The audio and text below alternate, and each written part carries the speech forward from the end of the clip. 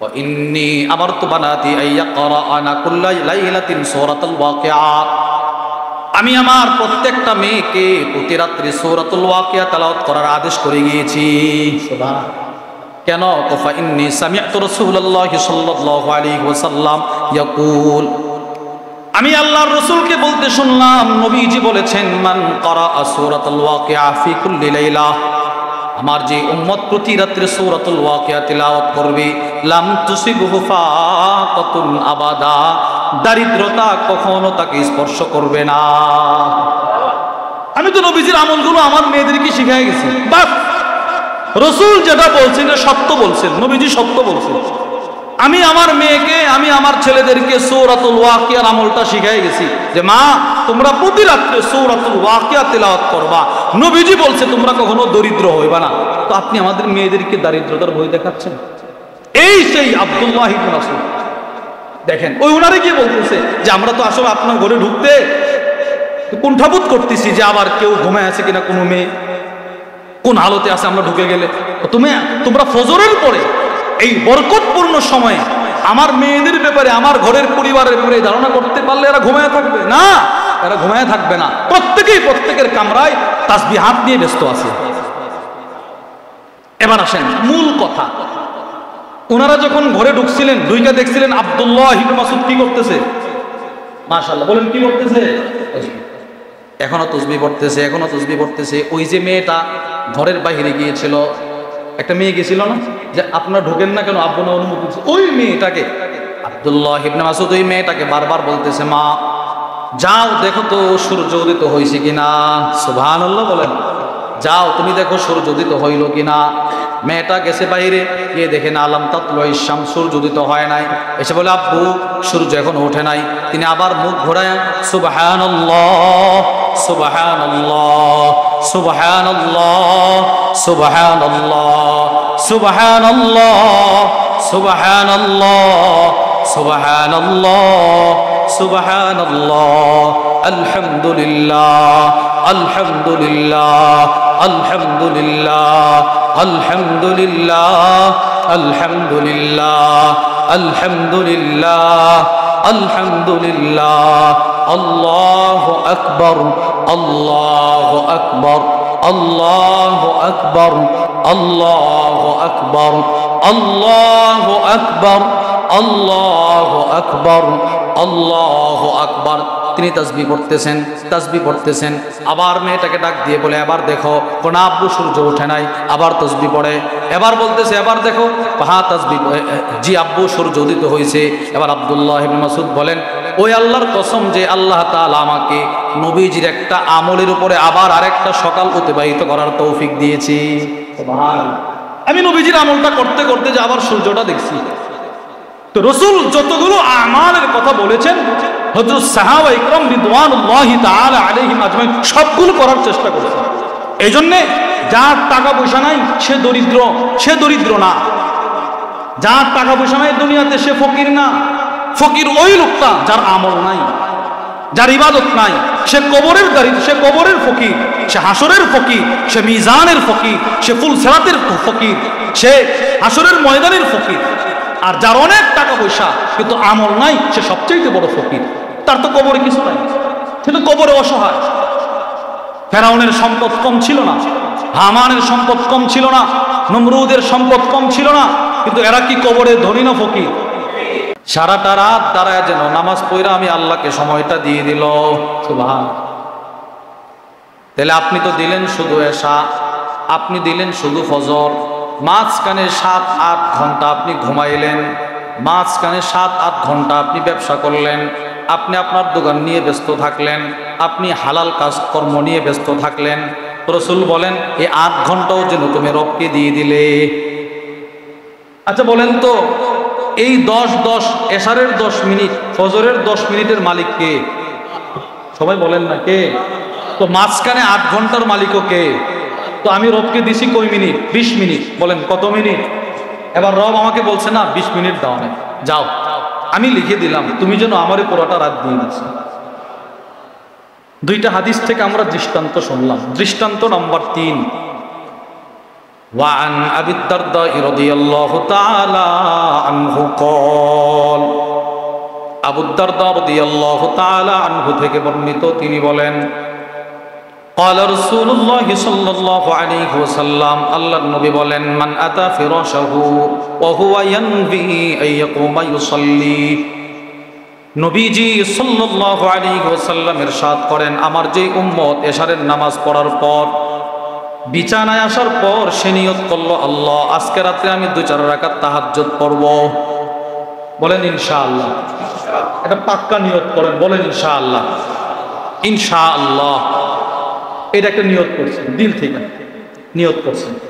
এবার দেখেন, আপনি নিয়ত করছেন আল্লাহ আমি আজকে রাত্রে ঘুম থেকে যদি জাগ্রত হইতে পারি, যান 8টা রাকাত তাহাজ্জুদ করে আপনাকে 20টা মিনিট দিন।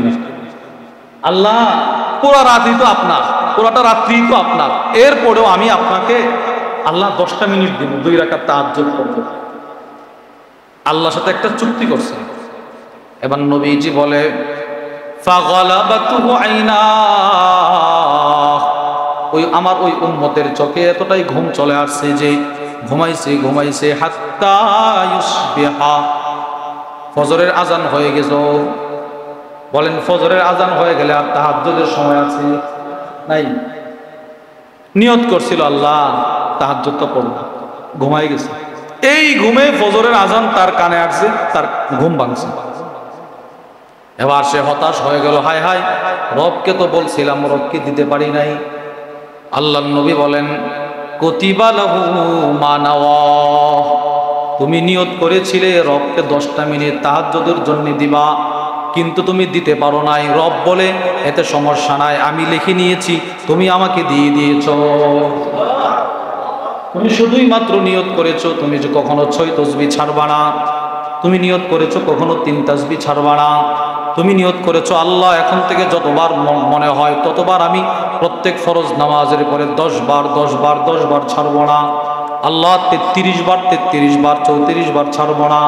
সুবহানাল্লাহ সুবহানাল্লাহ সুবহানাল্লাহ সুবহানাল্লাহ সুবহানাল্লাহ সুবহানাল্লাহ সুবহানাল্লাহ সুবহানাল্লাহ সুবহানাল্লাহ সুবহানাল্লাহ আলহামদুলিল্লাহ আলহামদুলিল্লাহ আলহামদুলিল্লাহ আলহামদুলিল্লাহ আলহামদুলিল্লাহ আলহামদুলিল্লাহ আলহামদুলিল্লাহ আলহামদুলিল্লাহ আলহামদুলিল্লাহ আলহামদুলিল্লাহ আল্লাহু আকবার আল্লাহু আকবার আল্লাহু আকবার আল্লাহু আকবার আল্লাহু আকবার আল্লাহু আকবার আল্লাহু আকবার আল্লাহু আকবার আল্লাহু আকবার আল্লাহু আকবার। এই হলো 30 বার। এই আজকে আমাদের জামিয়া রশিদিয়া ফেনীর হযরতওয়ালা আল্লামা মুফতি শহীদুল্লাহ সাহেব হাফিজাহুল্লাহ, অনেক বড় বুজুর্গ। আমি হযরতের মাদ্রাসায় গিয়ে হুজুরের যে মাকতাবা, মাদ্রাসার যে মাকতাবা, ওখান থেকে হুজুরের সবগুলো কিতাব কিনে নিয়ে আসছিলাম। তো আজকে আসার সময় গাড়িতে বসে বসে হযরতের একটা ছোট্ট কিতাব ওটা মোতালা করছিলাম। ওটার মধ্যে হযরত এমন সুন্দর একটা কথা লিখছেন, এই তাসবিহাতের আমাল যার ভিতরে যত বেশি থাকবে, ওই লোকটা যখন ইন্তেকাল করবে তো তার কবরের সামনে দাঁড়ায় মানুষ তত বেশি ইসালে সওয়াব পৌঁছাবে। এটা আশ্চর্য কথা। এটা কিভাবে হুজুর লিখছেন, দুনিয়াতে যার যত আমলের আগ্রহ যত বেশি থাকবে, মৃত্যুর পরে তার কবর দেখে তত বেশি বুজুর্গরা দাঁড়ায়া তার জন্য দোয়া করবে। সে দুনিয়াতে আমল ভোলে নাই, কেমন যেন সে কবর গিয়েও আমলের মুখাপেক্ষী। আপনি বলেন, কোনো মানুষ যখন, কোনো ছাত্র বা কোনো দিনদার মানুষ যখন কোনো বুজুর্গের কবরের পাশ দিয়ে যায়, তখন বলেনি বলে এটা বড় হুজুরের কবর, বলে না এটা অমুক আল্লাহর ওলির কবর, বুজুর্গের কবর, একটু দাঁড়ায় ইসালে সওয়াব করে। কেন?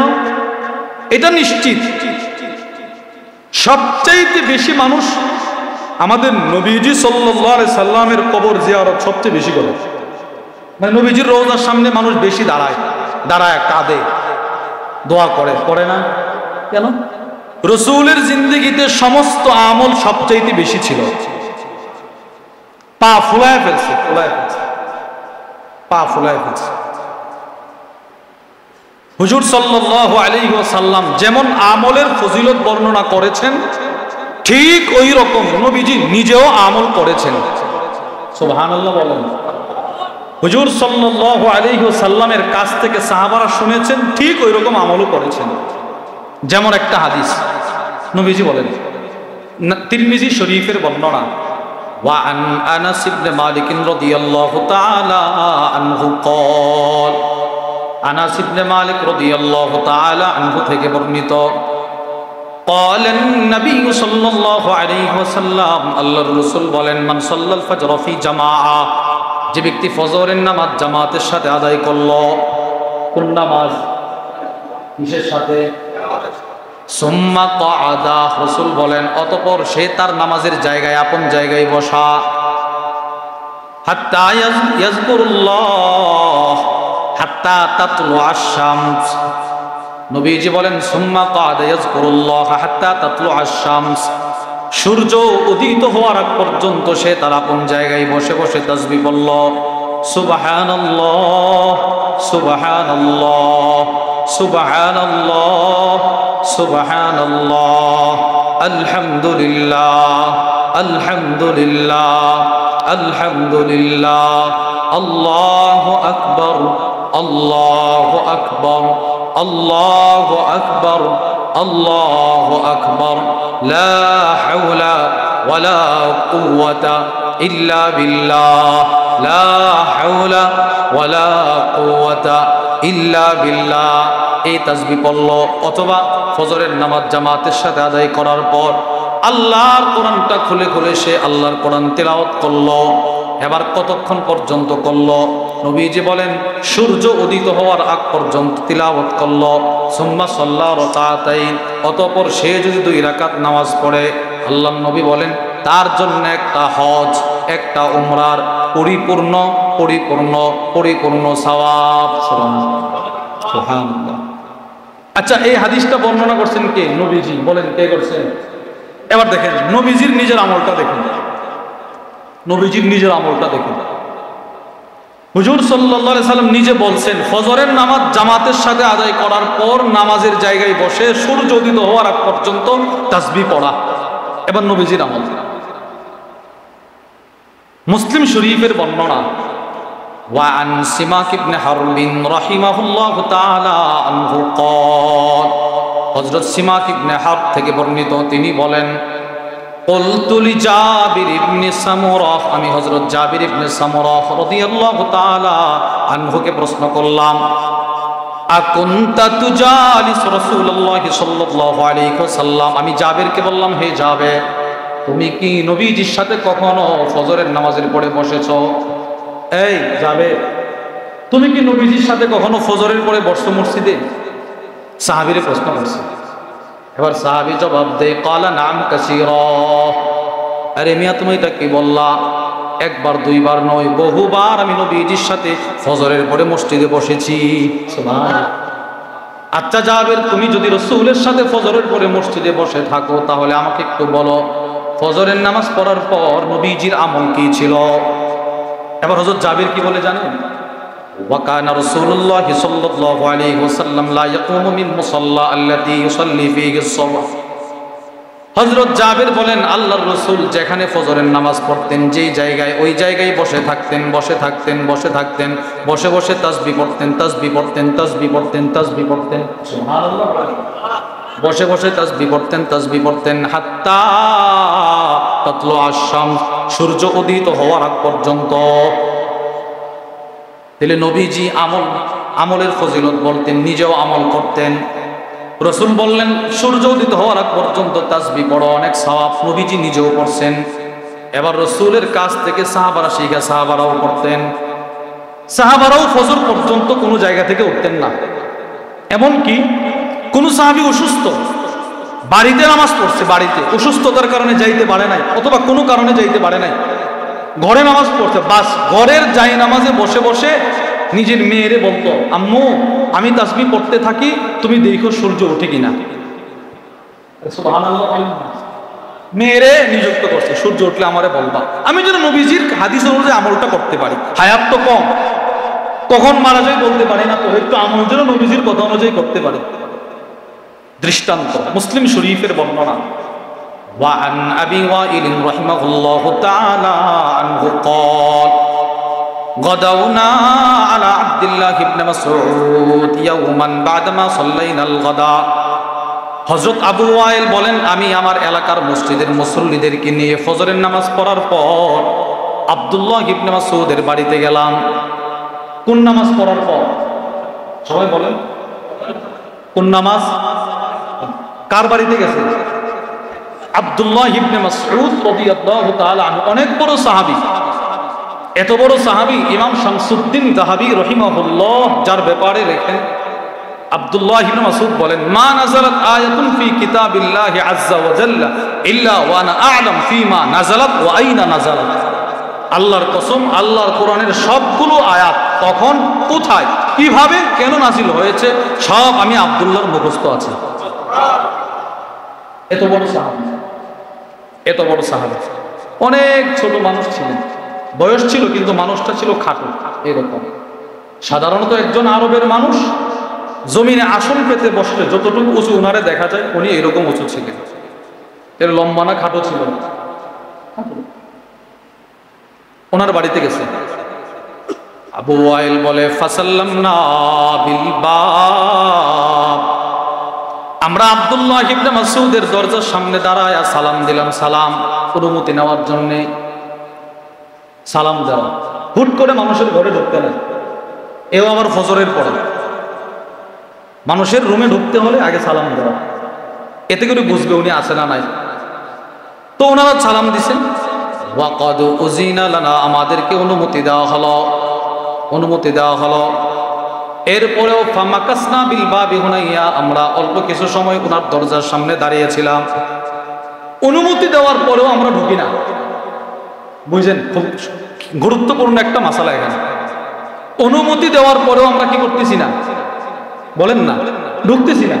আরে সালাম দিছি, উনি সালামের জবাব দিছে, এর মানে আমাদেরকে অনুমতি দিছে, আসেন, আমরা দাঁড়ায় দিছি। ফাখারাজাতিল জারিয়া, ওনার ছোট্ট একটা মেয়ে আমাদের সামনে দৌড়ায় আসলো। ফাকালাত, এসে বলল, আলা তাদখুলুন, আপনারা ঢোকেন না কেন?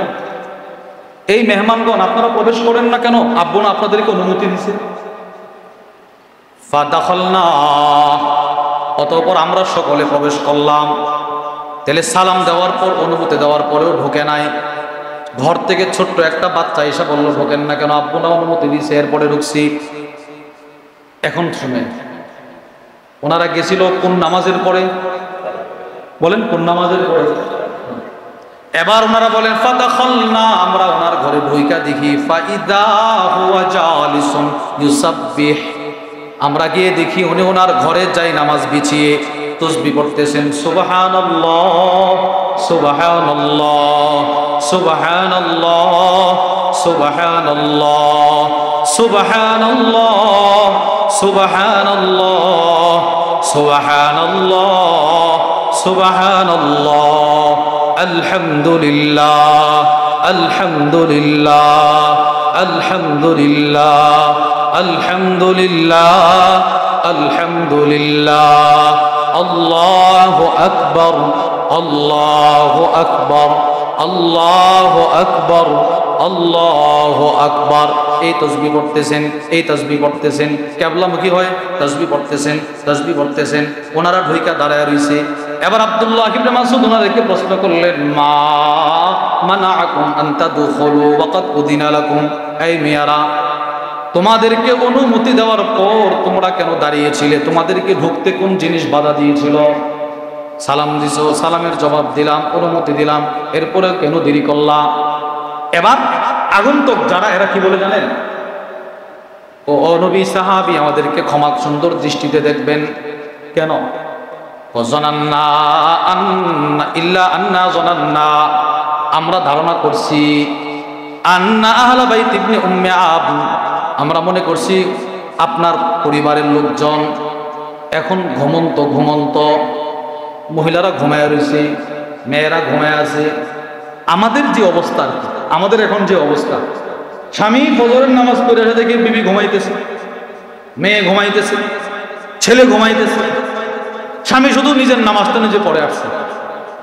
এটা আমাদের চিত্র আছে এই জমানা। এরকম হয় না? হইতেছে তো। স্বামী হয়তো নামাজ পড়ে, বিবি নামাজ পড়ে না, দাওয়াতও দেয় না, দাওয়াত দিলেও সে গ্রহণ করে না। মেয়েটা নামাজ পড়ে না, ছেলেটা নামাজ পড়ে না।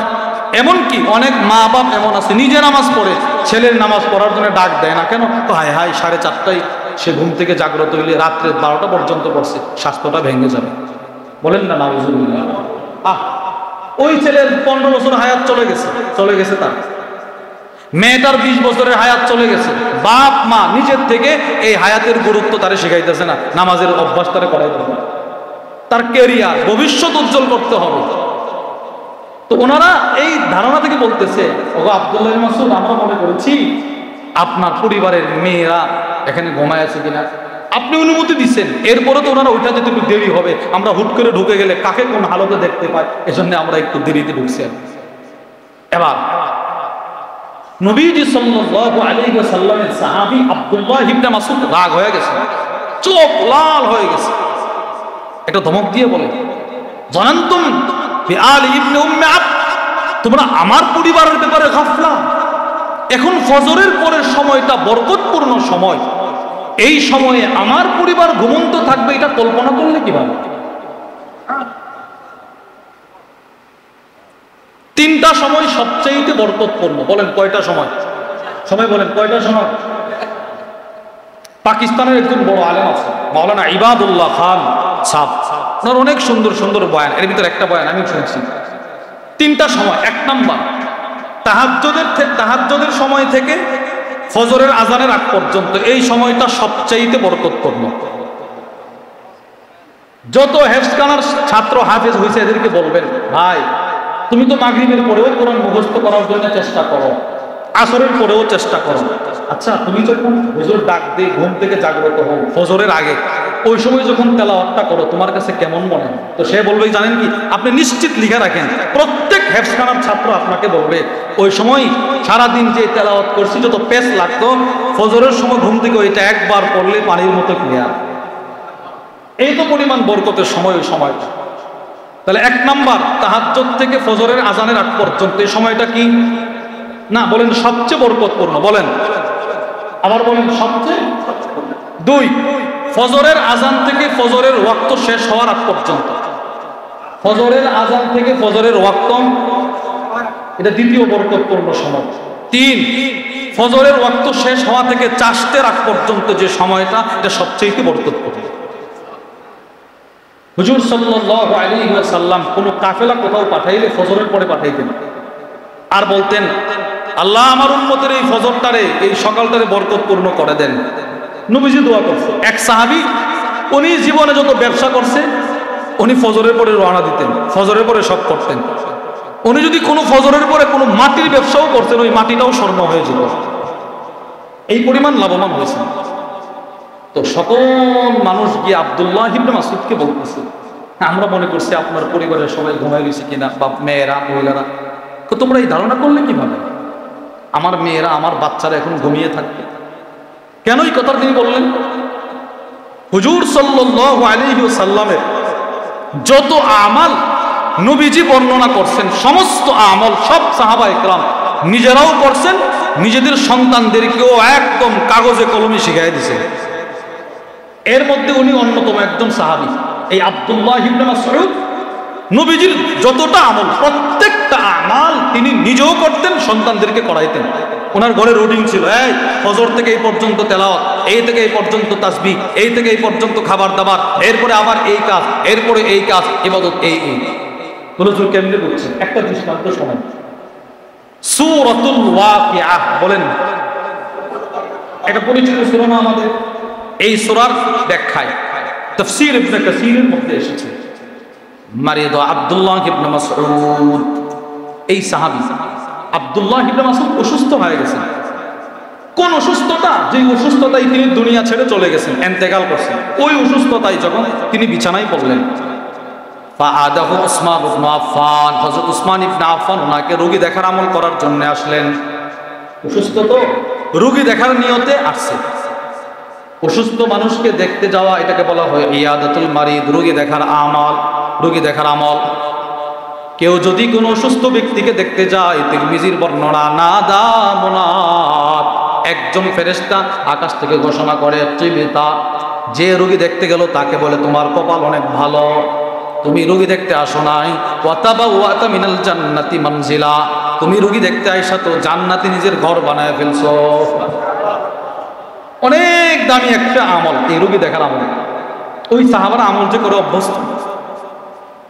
হযরত সুয়াইর ইবনে আবি ফাখিতা, ওনার পিতা আবু ফাখিতা সম্পর্কে বর্ণনা করেন, আখাযা আলী রাদিয়াল্লাহু তাআলা আনহু বিয়াদি, হযরত আবু ফাখিতা বলে হযরত আলী একদিন আমার হাত ধরলেন, আমার হাত ধরে বলতে লাগলেন, ইনতালিক বিনা ইলাল হাসান, আসো আমার সাথে, আমার ছেলে হাসান অসুস্থ, তার একটু দেখে রোগী দেখার আমলটা করে আসি, আসো।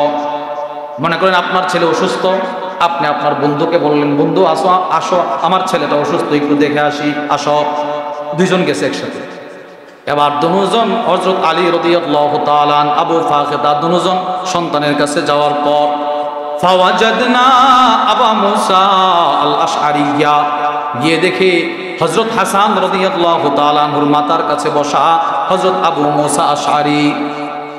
মানে দুজন গিয়ে দেখে আরো আগের থেকে আরেকজন সাহাবী আয়েশা ওনার ছেলের দেখার জন্য বসে আছে। এবার হযরত আলী রাদিয়াল্লাহু তাআলা আনহু সাহাবী আবু মুসা আশআরিকে প্রশ্ন করলেন। আবু মুসা আশআরি অনেক বড় দামি সাহাবী। উনি এমন একজন সাহাবী যার কণ্ঠে কোরআন তেলাওয়াত শোনার জন্য স্বয়ং নবীজি অপেক্ষা করতেন। ইমাম শামসুদ্দিন যাহাবী রাহিমাহুল্লাহ লিখেন, হযরত আবু বুরদা রাদিয়াল্লাহু তাআলা আনহু বলেন, হুজুর সাল্লাল্লাহু আলাইহি সাল্লাম একদিন মসজিদ নববী থেকে বের হবে, হঠাৎ করে তাকায় দেখে ভিতরে একজন নামাজ পড়তেছে একা একা, অনেক সুন্দর কণ্ঠে তেলাওয়াত করতেছে। আল্লাহর রাসূল মসজিদে নববীর দরজায় হেলান দিয়া ওই লোকের তেলাওয়াত শুনতেছি, সুবহান, অনেকক্ষণ দাঁড়ায় দাঁড়ায় তেলাওয়াত শুনতেছে। হযরত আবু বুরদা নবীজির কাছে আসার পর নবীজি বলতে লাগলেন, এই আবু বুরদা, দেখছো তার তেলাওয়াত কত সুন্দর? আমি রাসূলের মনটা বলতেছে তার তেলাওয়াত এতটাই সুন্দর, আল্লাহ যেন পয়গম্বর দাউদের কণ্ঠ তাকে দিয়ে দিয়েছে। তেলাওয়াতটা কেমন ছিল? দাউদ আলাইহিস সালামের কণ্ঠটা কেমন ছিল? ওয়ালাকাদ আতাইনা দাউদা মিন্না ফাদলা। এই আয়াতের ব্যাখ্যায় তাফসীর কুরতুবীর মধ্যে এসেছে, হযরত দাউদ যখন জাবুর কিতাব পড়তেন, একটা টান দিতেন, একটা টানের মধ্যে 70 কিসিমের কণ্ঠ চলে আসতো। কত সুন্দর কণ্ঠ ছিল। এবার রাসূল সাহাবীকে বলে তার কণ্ঠ দাউদের কণ্ঠ। মুসলিম শরীফের বর্ণনা, পরের দিন সকালে নবীজি আবু মুসা আশআরিকে দরবারে ডেকে আনলেন। আবু মুসা, যদি তুমি জানতে। বলে কি ইয়া রাসূলুল্লাহ? আমি গত রাত্রে তোমার তেলাওয়াত নিজে দাঁড়ায় দাঁড়ায় শুনছি।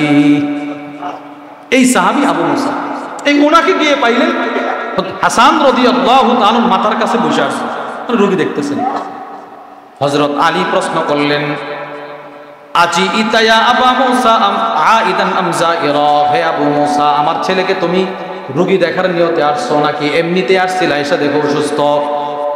রোগী দেখার নিয়তে আসছিলা নাকি এমনি আসছিলা এসে দেখছো অসুস্থ? তো না, হাইদা, আমি বাড়ির থেকে রোগী দেখার নিয়ত করে আসছি, আমি জানি আপনার ছেলে অসুস্থ, রোগী দেখার নিয়তের আমলটা করে আমি এখানে আসছি। হযরত আলী রাদিয়াল্লাহু তাআলা আবার বললেন, আবু মুসা, শোনো, তোমার কপাল অনেক ভালো। সামি'তু রাসূলুল্লাহ সাল্লাল্লাহু আলাইহি ওয়াসাল্লাম ইয়াকুল, আমি নবীজির কাছ থেকে শুনলাম আল্লাহর রাসূল বলেন, মা মিন মুসলিমিন, কোন মুসলমান যখন সকালবেলা কোন অসুস্থ রোগী দেখতে যায়, সন্ধ্যা পর্যন্ত 70,000 ফেরেশতা তার জন্য মাগফিরাতের দোয়া করে। বলেন ইনশাআল্লাহ, দেখবো তো ইনশাআল্লাহ। আমাদের হযরত ওয়ালা হাকিমুন নফস আরিফ বিল্লাহ আল্লামা মুফতি মুশতাকুন নবী কাসিমি হাফিজাহুল্লাহ, হুজুর একবার অসুস্থ হয়ে ঢাকা হসপিটালে ভর্তি। আমরা যারা হুজুরের বয়ান খুব বেশি শুনে দেখবেন, হুজুর বয়ানের মধ্যে উস্তাদদের কথা খুব আজমতের সাথে ব্যক্ত করে। এর ভিতরে হুজুরের একজন উস্তাদ আছেন, এখনো জীবিত আছেন, আল্লামা হারুন আল মাদানী হাফিজাহুল্লাহ। হুজুরের এই উস্তাদের নাম যতবার সামনে আসে হুজুর কিন্তু বলে আমার সবচেয়ে প্রিয় উস্তাদ। তো হুজুর বলেন, আমি যখন ঢাকায় অসুস্থ হয়ে ভর্তি হসপিটালে, আমার এই উস্তাদ লক্ষ্মীপুর থেকে শুধুই মাত্র রোগী দেখার আমলটা, এই সুন্নতটা পালন করার জন্য ঢাকা চলে গেছে আমার দেখার জন্য। হুজুর নিজে বলছে যে আমার দেখছে, দেখা বলতেছে আমি শুধু লক্ষ্মীপুর থেকে ঢাকায় অন্য কোনো কাজ নিয়ে আসি নাই, শুধু আপনাকে দেখার নিয়তে আসছি, যেন আজকের আশাটা আমার ইয়াদাতুল মারিদের আমল হয়ে যায়। আবার লক্ষ্মীপুর চলে আসছে। আমরাও কিন্তু যাই, মনে করেন ঢাকা অনেকগুলো কাজ একসাথে হাতে নিয়ে গেলাম, এই রোগী দেখার আমলটাও করে আসে, কিন্তু না, সুন্নত আমাল। হায়াতের প্রতিটা সেকেন্ডে রসুলের আমল দ্বারা নিজেরা রঙিন করছে। তাহলে ওই উসমান ইবনে আফফান, আব্দুল্লাহ ইবনে মাসউদ অসুস্থ, ওনারে দেখার জন্য ওনার বাড়িতে গেছে। আব্দুল্লাহ ইবনে মাসউদ অসুস্থ। এবার উসমান ইবনে আফফান বলতেছে, আচ্ছা ফামা তাশতাকি, কেমনে অসুস্থ হইলেন, অসুস্থ কেমনে হইলেন? আব্দুল্লাহ ইবনে মাসউদ বলে, কোনো কারণে অসুস্থ হয় না, যুনুবি, আমি আমার গুনাহের কারণে অসুস্থ হইলাম। নবীজির সাহাবী, এত বড় সাহাবী, তিনি বলতেছে আমি ঠান্ডার কারণে অসুস্থ হয় নাই, বৃষ্টিতে ভেজার কারণে অসুস্থ হয় নাই, আমি আমার গুনাহের কারণে অসুস্থ হইলাম। এটাই বাস্তব। সাহাবী তো গুনাহের কারণে হয়েছে না অসুস্থ, উনি তো নিজেদের ছোট করছে, ছোট। বাদ বাকি তাফসীর রুহুল বায়ানের মধ্যে এসেছে, আল কোরআন ইয়াদুল্লুকুম আলা দাইকুম ওয়া দাওয়াইকুম, কোরআন তোমাদের অসুস্থতার বর্ণনা দিয়ে দিল, তোমাদের চিকিৎসার কথাও বলে দিছে। এবার অসুস্থতা কি? তাফসীর রুহুল বায়ানের মধ্যে এসেছে, আম্মা দাউকুম ফাযুনুবুকুম, আমাদের অসুস্থতা হয় আমাদের গুনাহের কারণে, আমি অসুস্থ হই আমার গুনাহের কারণে। ওয়া আম্মা দাওয়াউকুম ফাল ইস্তিগফার, আর সেই অসুস্থতার ওষুধ হলো ইস্তিগফার। আস্তাগফিরুল্লাহ আস্তাগফিরুল্লাহ আস্তাগফিরুল্লাহ আস্তাগফিরুল্লাহ আস্তাগফিরুল্লাহ আস্তাগফিরুল্লাহ আস্তাগফিরুল্লাহ আস্তাগফিরুল্লাহ। উসমান ইবনে আফফান প্রশ্ন করে, অসুস্থ কেমনে হইলেন? যুনুবি, আমি আমার গুনাহের কারণে অসুস্থ। এবার উসমান ইবনে আফফান বলেন, আমি কি আপনার জন্য, আচ্ছা পামা তাশতাহি, কি মনে চাইতেছে কিছু নিয়ে আসবো? কোনা এই মুহূর্তে রহমাতাম মির রব্বি, আমার রবের রহমত আমার বড় প্রয়োজন। সুবহানাল্লাহ, আমি অসুস্থ, এই মুহূর্তে দুনিয়ার কিছু আমার চাহিদা নাই, আমার রবের রহমতটা আমার এখন চাওয়া পাওয়া। এবার উসমান ইবনে আফফান বলে, আলা আমুরু লাকা বিআতা, ওগো আব্দুল্লাহ, আমি কি আপনার জন্য রাষ্ট্রীয় কোষাগার থেকে কিছু মাল বরাদ্দ করে দিব? আব্দুল্লাহ ইবনে মাসউদ বলে, লা হাজাত লি, আমার কোনো প্রয়োজন নাই, কোনো মালামাল আমার প্রয়োজন নাই। সুবহানাল্লাহ বলেন। আরে অসুস্থ কেমনে হইলেন? গুনাহের কারণে। কি মনে চাইতেছে? আল্লাহর রহমত। আচ্ছা আমি কি আপনার জন্য কিছু রাষ্ট্রীয় মালামাল দিয়ে দিই, কিছু অর্থ করে দিয়ে দিই, কিছু খাইবেন, নিজের পরিবারের কাজে লাগবে? আব্দুল্লাহ ইবনে মাসউদ বলে, লা হাজাত লি, আমার কোনো প্রয়োজন নাই, না দরকার নাই। তো উসমান ইবনে আফফান একটু ভালোবাসা বলতেছে আর কি, যে আপনার তো প্রয়োজন নাই, আপনি তো চলে যাবেন জান্নাতে, ইয়াকুনু লিবানাতিকা মিন বাদিক, আপনার পর আপনার সন্তানদের জন্য বড় উপকার হবে। আমি এখন কিছু মাল দিয়ে দিলে এগুলো আপনার তো দরকার নাই, আপনার ছেলে মেয়েগুলো আছে না, বাচ্চাগুলো, এদের প্রয়োজনে আসবে, কাজে আসবে, দিয়ে দিই কিছু। উনি ধমক মারছে। বিছানায় শোয়া, উনি বলেন, আপনি না কি বললেন? আতাখশা আলা বানাতি আল ফাখ, হে উসমান ইবনে আফফান, সুবহানাল্লাহ বলেন। মানে আমার মৃত্যুর পরে এরা অসহায় হয়ে যাবে, এদেরকে আপনার এই রাষ্ট্রীয় কোষাগারের মাল দিয়ে লালন পালন করতে হবে, আপনি এদের ব্যাপারে দারিদ্রতার ভয় করছেন? আমি তো করছি না। কেন? ইন্নী আমারতু বানাতি আইয়াকরাআনা কুল্লা লাইলাতিন সূরাতুল ওয়াকিআ, আমি আমার প্রত্যেকটা মেয়েকে প্রতি রাত্রি সূরাতুল ওয়াকিয়া তেলাওয়াত করার আদেশ করে গিয়েছি। সুবহানাল্লাহ। কেন? কফা ইন্নী সামি'তু রাসূলুল্লাহি সাল্লাল্লাহু আলাইহি ওয়াসাল্লাম ইয়াকুল, আমি আল্লাহর রাসূলকে বলতে শুনলাম, নবীজি বলেছেন, মান ক্বারাআ সূরাতুল ওয়াকিয়া ফি কুল্লি লাইলা, আমার যে উম্মত প্রতি রাত্রে সূরাতুল ওয়াকিয়া তিলাওয়াত করবে, লাম তুসিবহু ফাকাতুন আবাদা, দারিদ্রতা কখনো তাকে স্পর্শ করবে না। আমি তো নবীজির আমলগুলো আমার মেয়েদেরকে শিখাই গেছি। বাস, রসুল যেটা বলছেন সত্য বলছেন, নবীজি সত্য বলছেন। আমি আমার মেয়েকে, আমি আমার ছেলেদেরকে সূরাতুল ওয়াকিয়ার আমলটা শিখাই গেছি যে মা তোমরা প্রতি রাত্রে সূরাতুল ওয়াকিয়া তেলাওয়াত করবা। নবীজি বলছে তোমরা কখনো দরিদ্র হইবা না। তো আপনি আমাদের মেয়েদেরকে দারিদ্রতার ভয় দেখাচ্ছেন। এই সেই আব্দুল্লাহ ইবনে মাসউদ দেখেন, ওই ওনারে গিয়ে বলতেছে যে আমরা তো আসলে আপনার ঘরে ঢুকতে কুণ্ঠাবোধ করতেছি যে আবার কেউ ঘুমায় আছে কিনা, কোনো মেয়ে কোন হালতে আছে আমরা ঢুকে গেলে। তোমরা ফজরের পরে এই বরকতপূর্ণ সময়ে আমার মেয়েদের ব্যাপারে, আমার ঘরের পরিবারের ব্যাপারে ধারণা করতে পারলে এরা ঘুমায় থাকবে না, এরা ঘুমায় থাকবে না। প্রত্যেকেই প্রত্যেকের কামরায় তাসবিহ হাত নিয়ে ব্যস্ত আছে। এবার আসেন মূল কথা। ওনারা যখন ঘরে ঢুকছিলেন, ঢুইকা দেখছিলেন আব্দুল্লাহ ইবনে মাসউদ কি করতেছে। মাশাআল্লাহ, বলেন কি করতেছে? এখনো তাসবিহ পড়তেছে, এখনো তাসবিহ পড়তেছে। ওই যে মেয়েটা ঘরের বাইরে গিয়েছিল, একটা মেয়ে গেছিল না যে আপনারা ঢোকেন না কেন, আব্বু না অনুমতি দিচ্ছে, ওই মেয়েটাকে আব্দুল্লাহ ইবনে মাসউদ ওই মেয়েটাকে বারবার বলতেছে মা যাও দেখো তো সূর্য উদিত হয়েছে কিনা। সুবহানাল্লাহ বলেন, যাও তুমি দেখো সূর্য উদিত হইল কিনা। মেয়েটা গেছে বাইরে, গিয়ে দেখে না আলাম তাতলুইশ শামস, সূর্য উদিত হয় নাই। এসে বলে আব্বু সূর্য এখনো ওঠে নাই। তিনি আবার মুখ ঘোরায় সুবহানাল্লাহ সুবহানাল্লাহ সুবহানাল্লাহ সুবহানাল্লাহ সুবহানাল্লাহ সুবহানাল্লাহ সুবহানাল্লাহ সুবহানাল্লাহ আলহামদুলিল্লাহ আলহামদুলিল্লাহ আলহামদুলিল্লাহ আলহামদুলিল্লাহ আলহামদুলিল্লাহ আলহামদুলিল্লাহ আলহামদুলিল্লাহ আল্লাহু আকবার আল্লাহু আকবার আল্লাহু আকবার আল্লাহু আকবার আল্লাহু আকবার আল্লাহু আকবার আল্লাহু আকবার। তিনি তাসবিহ পড়তেছেন। আবার মেয়েটাকে ডাক দিয়ে বলে এবার দেখো, কোন আব্বু সূর্য ওঠে নাই। আবার তাসবিহ পড়ে, এবার বলতেছে এবার দেখো, হ্যাঁ তাসবিহ, জি আব্বু সূর্য উদিত হয়েছে। এবার আব্দুল্লাহ ইবনে মাসউদ বলেন ওই আল্লাহর কসম যে আল্লাহ তাআলা আমাকে নবীজির একটা আমলের উপরে আবার আরেকটা সকাল অতিবাহিত করার তৌফিক দিয়েছে। সুবহানাল্লাহ, আমি নবীজির আমলটা করতে করতে যে আবার সূর্যটা দেখছি। তো রাসূল যতগুলো আমালের কথা বলেছেন হযরত সাহাবা ইকরাম রিদওয়ানুল্লাহি তাআলা আলাইহিম আজমাইন সবগুলো করার চেষ্টা করেছেন। এই জন্যে যার টাকা পয়সা নাই সে দরিদ্র না। যার টাকা পয়সা নাই দুনিয়াতে সে ফকির না। ফকির ওই লোকটা যার আমল নাই, যার ইবাদত নাই। সে কবরের দারিদ্র, সে কবরের ফকির, সে হাসরের ফকির, সে মিজানের ফকির, সে ফুলসিরাতের ফকির, সে হাসরের ময়দানের ফকির। আর যার অনেক টাকা পয়সা কিন্তু আমল নাই সে সবচেয়ে বড় ফকির। তার তো কবরে কিছু নাই, সে তো কবরে অসহায়। ফেরাউনের সম্পদ কম ছিল না, হামানের সম্পদ কম ছিল না, নমরুদের সম্পদ কম ছিল না, কিন্তু এরা কি কবরে ধনী না ফকির? কি পরিমাণ ফকির বলেন। এবার হযরত বেলাল রাদিয়াল্লাহু তাআলা আনহু কি পরিমাণ সম্পদ ছিল? কিছুই ছিল না। আব্দুল্লাহ ইবনে মাসউদের কি পরিমাণ সম্পদ ছিল? কিছুই ছিল না।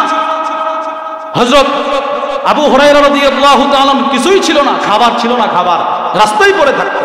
মানুষ মনে করতো অসুস্থ মনে করতো, কিছুই ছিল না। কিন্তু এরা কবরের ধনী, এরা মিজানের ধনী। এদের চাইতে বড় ধনী রাসূলের পরে আর কেউ নাই। এই জন্য বলেন যার টাকা পয়সা আছে সে ধনী নয়। সে কি নয়? যার 20 কানি জমি আছে সে কি নয়? ধনী নয়।